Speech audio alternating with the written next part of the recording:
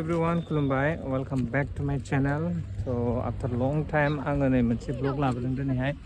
खारन बैसागुआ बावथारला जोङो फट'शुट खालामफैदों नै माबायावहाय मागुरमारिनि साल बागानावहाय. हेलौ गासिबो बिनानाव गोजा लोगो दं सासे. नोंसोरखौ खेबजोबसै आं ब्लग खालामदों दे था. बोरै बारसे बिबार नायलांबाय थारो. अबेयावबो लानो नागिरखो ओमफ्राय साल बिलाइआ मा होनो गोदान गोदान खिलिबायानो नै.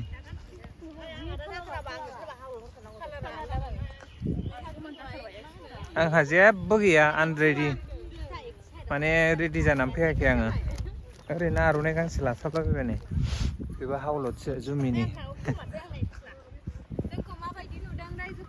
मोजां बिउटिफुल गासिबो.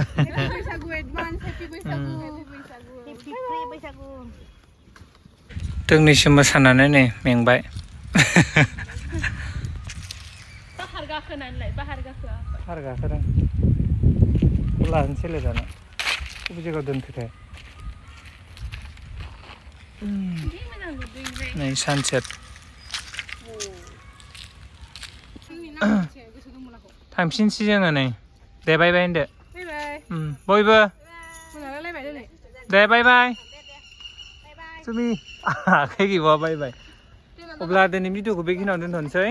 स' आइ हप नोंथांमोना भिडिअखौ नायना मोजां मोनबाय. आङो बिराद गोबावसिम ब्लग लाबोया. स' बाय बाय. थ' जोंना नै टट' फैबाय. टट'आ फैफिनबाय थांसै.